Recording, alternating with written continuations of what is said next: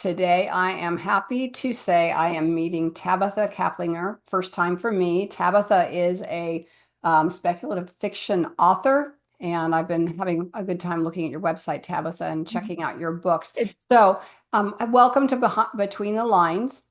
Thanks for having me. I'm just thrilled. So, why don't you just jump in and tell us something about you to get us Something started? about me. Wow, that's a broad That is something about abroad. that's a broad question.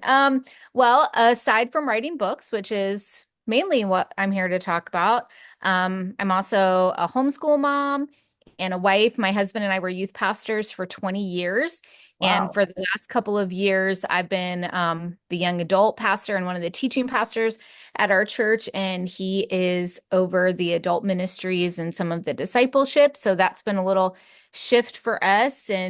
So as so we're busy a lot with all of those things. I don't know, other things about me. I ride horses. Oh, nice. Yeah.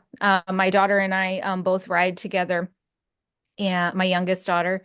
And yeah, and I write the book words on the daily. That's the nutshell. I love Okay. movies. I drink too much coffee. And I noticed you're in the same time zone as I am. What state are you in?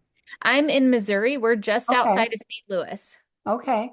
So, I just gotta say, you do not look old enough. Maybe I'm just getting old, but you don't look old enough to have been a youth pastor for 20 years or to be doing anything for 20 years other than Yeah. getting out of high school. So, Well, we started probably right after we got married, but I will be 46 this year. So, no way. yeah.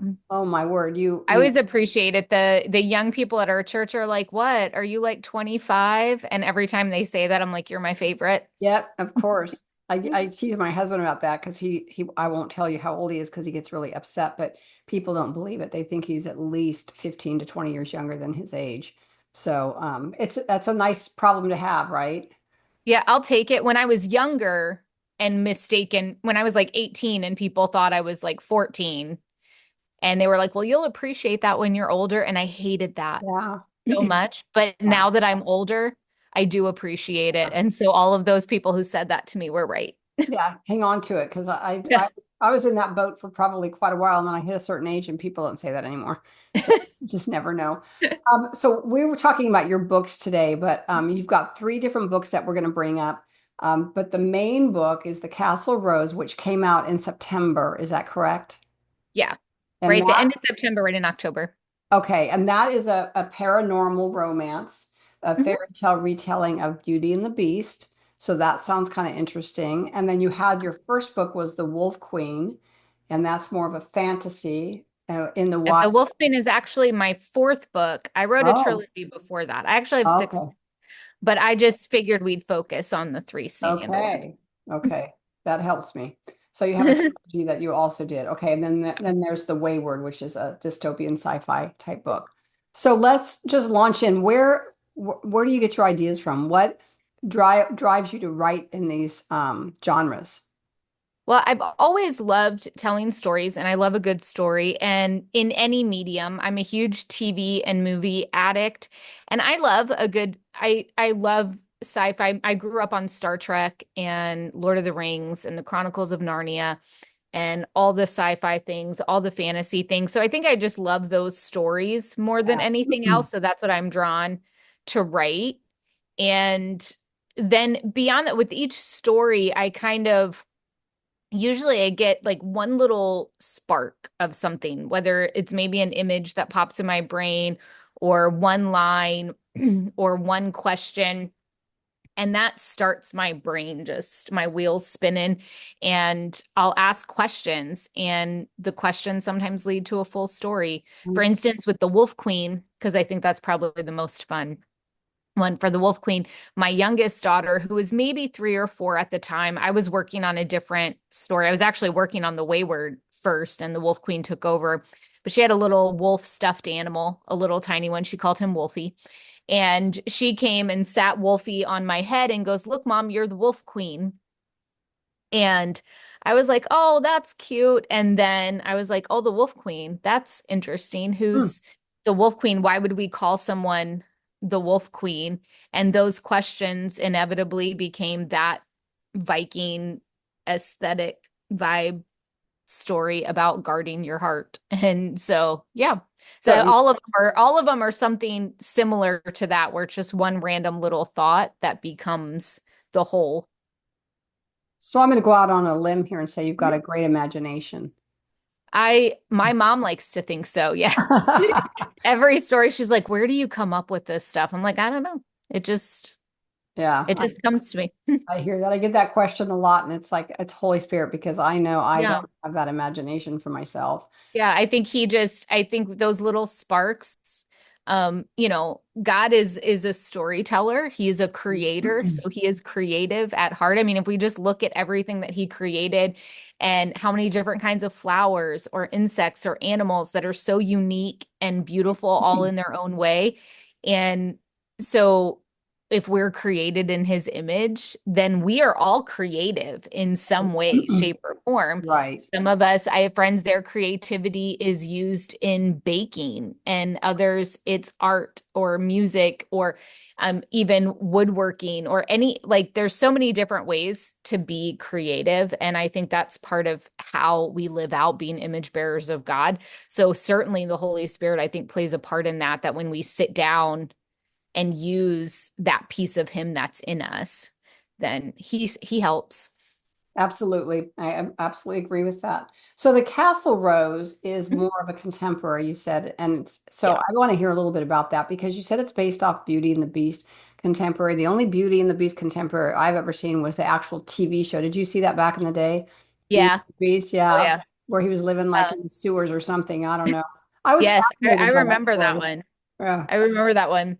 Yeah, this one, it's a Beauty and the Beast retelling with a little bit of Phantom of the Opera thrown in for good measure. And it's set in modern day New Orleans with a few flashbacks to 1920s New Orleans. And it's basically it started with a character who was invisible, except for one person can see him. And so then the story being, why can she see him when no one else can see him? And why can he not be seen by anyone else? What happened?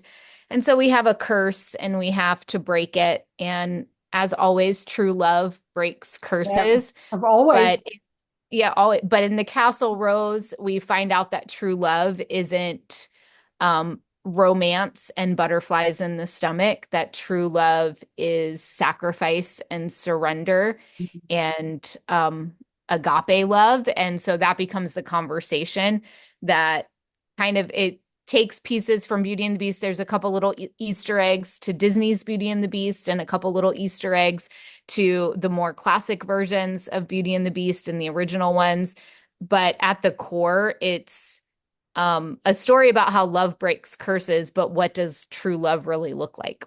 Yeah, that sounds good. I like that. I like Mm. that. So is the beast really beastly looking? I just got to ask. He is not beastly looking. Okay. He can be beastly acting sometimes, Okay. but he's more broody than beastly.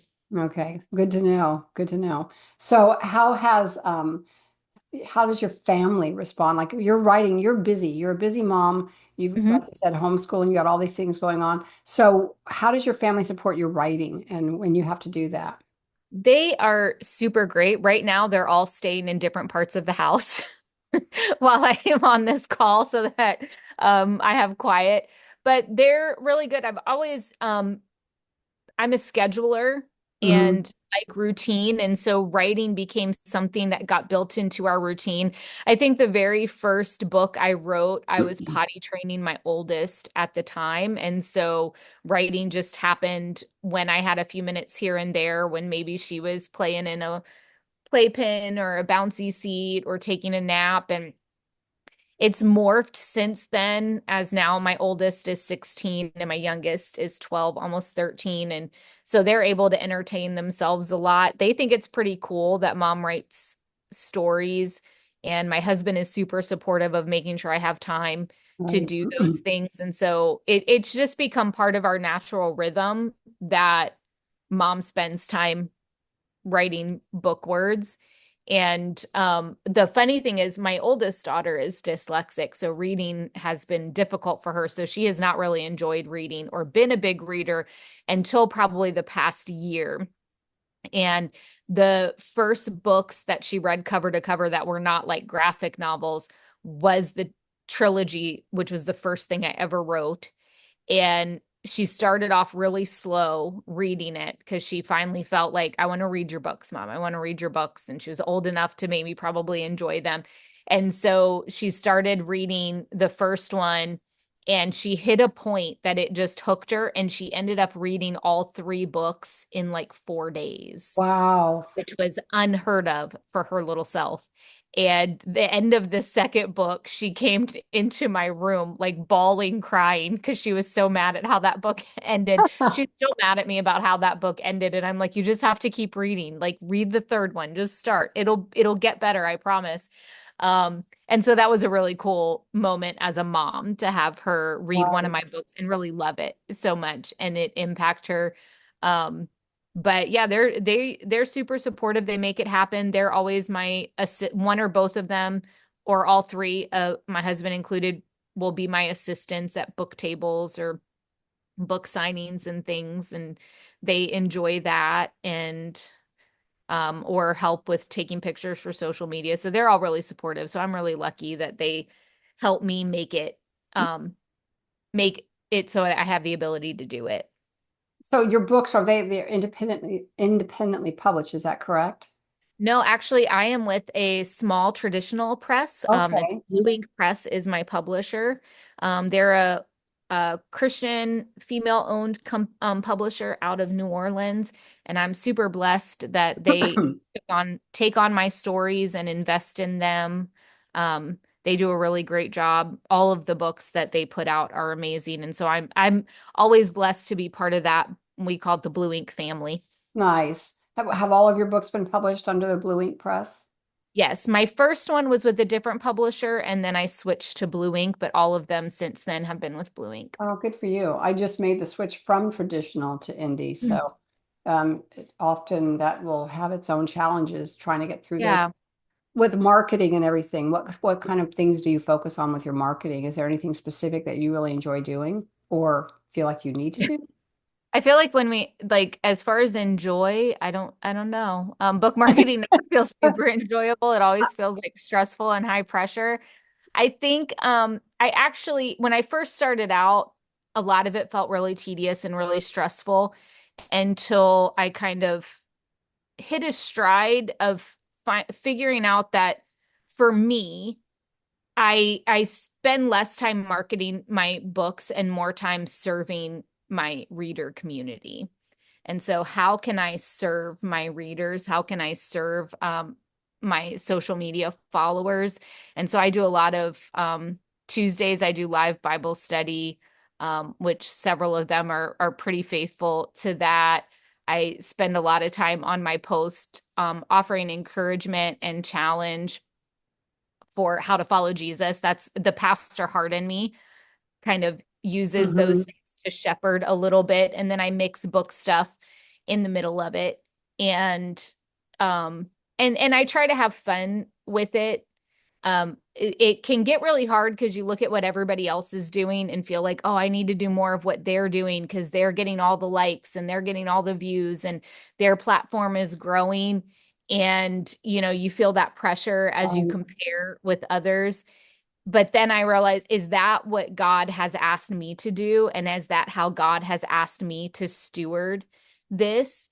And so I try and start there so it's less pressure. I also remind myself, I do all the things. I post on social media. I have a website. Every once in a while, I run ads. I try and do live in-person events, book that, so I'm trying to do all the things, but whether or not I do something usually boils down to God. Is this something you're asking me to do to steward this space and to steward these books that are ultimately yours? Right. Or is it something I'm doing trying to strive for more or to be like someone else? That And comparison is always a bad thing, but we yeah. we do it. Human nature. We like to Oh, do. for sure. And it comes down to, and two, if I'm not careful with marketing, I can get very results driven in as far as sales and engagement. And those things are fine. Those are metrics that we use, and we need to have goals. Always have sales goals for books and things. But when I start to get really defeated or frustrated, I go back to like, why do I write stories? And ultimately, I write them as one way that I can know God and make him known, that they are an act of worship for me above all else. And so they're his before they're anybody else's, Right. which means that ultimately the results are his category. Exactly. And So he's gonna put them into the hands of those that need them. yeah. And so okay, God, what are you asking me to do? I want to work, there's a Mark Batterson quote, work like it depends on you and pray like it depends on God. And so, God, what's my part? What is the work that I need to put in for the marketing, for the writing, for any of it? And then what is his part? Because Right. once it's out there in the world, like you can do all the things. You can check all the marketing boxes and still aren't guaranteed Well, sale. nothing is, it seems to me like it's all a shoot. You're just Yeah, what works for one person may not work for another. exactly. And I guess my mind, I've never been goal driven, which is Mhm. probably not a good thing. I mean, you should be, I mean, my goal is to write the books and get them out there and connect with my readers, but Yeah. to go in there and look and see how many books did I sell and what did I Yeah. do here? When I first told a writer acquaintance friend that I did the podcast, well, how many viewers do you have? I'm like, I don't know. I don't care. You know, Yeah. I don't pay attention to that stuff, and that might be foolish, but I think when we're immersed in what God wants for us, we just have to trust Him with the outcome of everything. Not that we shouldn't be dotting our I's and crossing our T's and paying Absolutely. attention and doing our part. That's all important, but getting caught up in I feel like I could be a prideful person. And when I Yeah. start comparing myself or I start getting on that road, that's a bad road for me to go down. So, Yeah, absolutely. And yeah, it's, and ultimately, like I said, the results are his category. So right. all I can do is the best I can do. And I believe Right. we do all things as unto the Lord. So we should be trying our best with what we know and what we have, Mhm.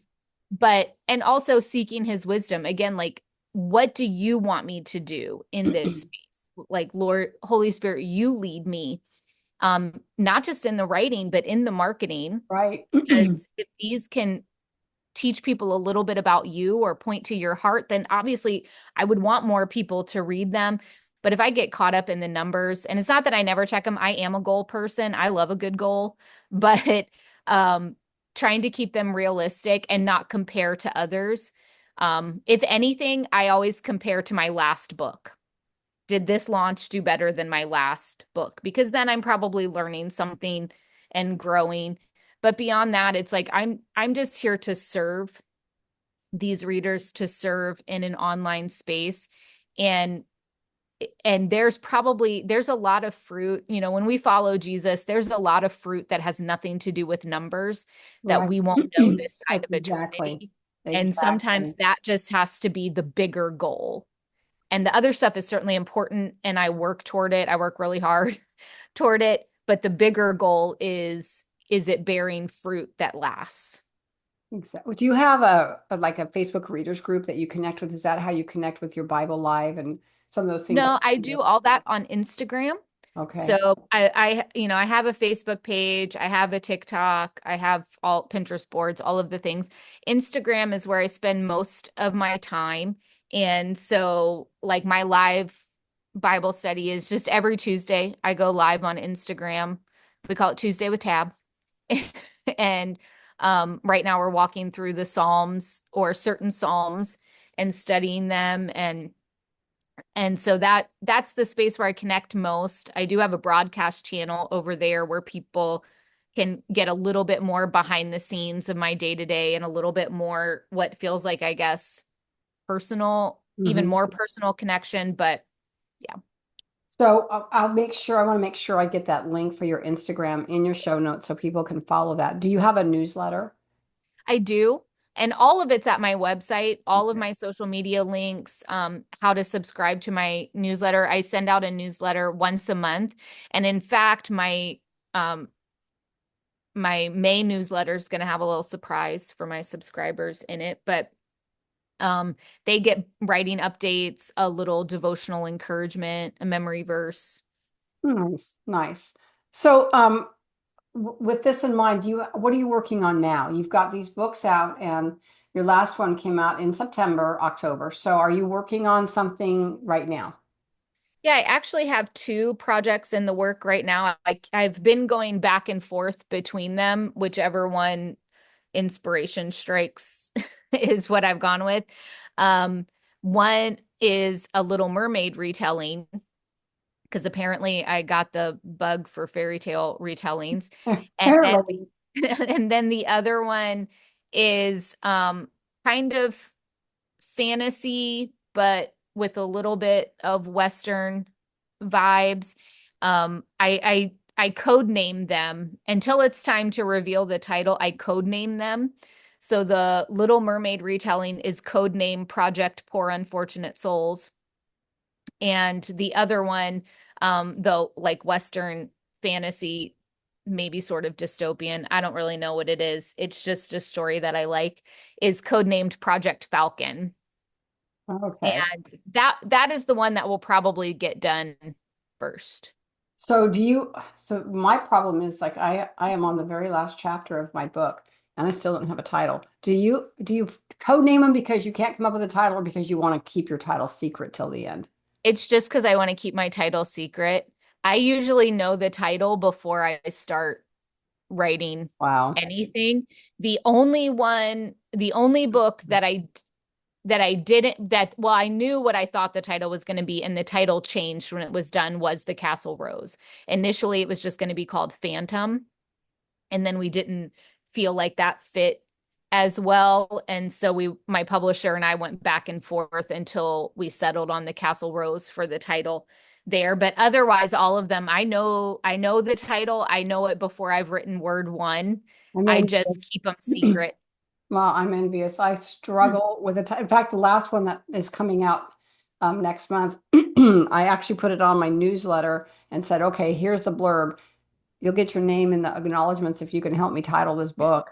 I And love that though. That's fun. it worked out. It worked out. It ended up being actually a friend of mine who was reading my newsletter. She was house sitting for us for a little dog. And so the whole time I got back from her house sitting, she had like 15 titles all written out. And she goes, "What about this? What about that?" She's a couple of them took it seriously, but she actually pinned it down. She said, "Give me the next blurb. I'm ready to go."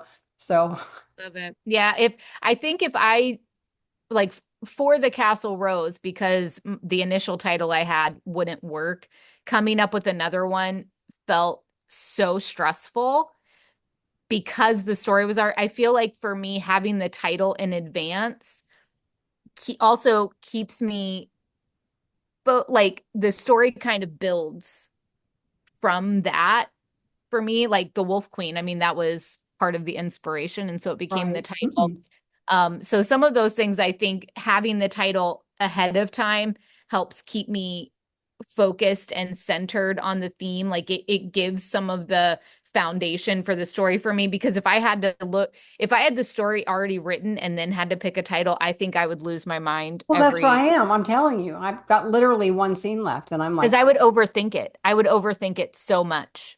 well, And then so I can't. Well, then on top of it, when I'm writing a series, so the series is themed with trains, and so I'm trying to keep train somewhere in the title and all of them. So that's going to be interesting. So we'll see how that plays out. And it's a Christmas novella, so yeah, there you go. Well, there you go. I Well, Tabitha, it's been really interesting talking to you. I'm so excited to see some of your work. Do you put any of your books on Kindle Unlimited, or are they all just Kindle or paperback? I don't think any of them are on Kindle Unlimited. They are all available on Kindle. They all are also available like on any of the e-readers, Kobo, Nook, and then wherever books are sold, you can at least order them. Yeah. So, Well, that's nice. Okay. Well, any last minute uh I don't know, inspiration for wannabe writers or people listening in on oh this? wow. I think for wannabe writers, and really it would be for anyone, because whatever you're doing, whether it's writing or anything, is to know your why. Like, Yeah. why is it that you love that? Why do you want to do that? Why are you passionate about that? because like I said, on those hard days when you're comparing, when you feel defeated, when you're not reaching the goals, remembering your why. For me, that's kept me really grounded. And then ultimately, as a Jesus follower, we all share one common purpose, and that is to know God and make him known. So we all share that why. Exactly. And that becomes the foundation for everything that we do as Christ followers. I always say, because I love pie, I say if our life is a pie, Jesus isn't a slice of the pie, he's the filling. That's right. And so he becomes that flavoring, he becomes the why that is central to everything we do. And reminding ourselves of that why, I think keeps us going on tough days. Uh, It does for me. I think that's important. I just did a couple of months back, did a productivity with peace class, and the gal teaching it put videos on of this man comedian who was it was all about the why, finding your why. And I just think that's so critical for us to, like you said, to stay grounded and to know what we're doing, where we're Yeah. going, why are we doing it. So that's Yeah. great advice. So I appreciate that. And I will share all your information on the show notes. And we look forward to hearing from you again. Maybe the next time you bring another book out, we'll talk again and chat about it. Absolutely. Thank you so much for having me and chatting with me. I've enjoyed it. It's been a blessing for me too. Nice to meet you, Tabitha. You God too. bless you. Bye. Bye.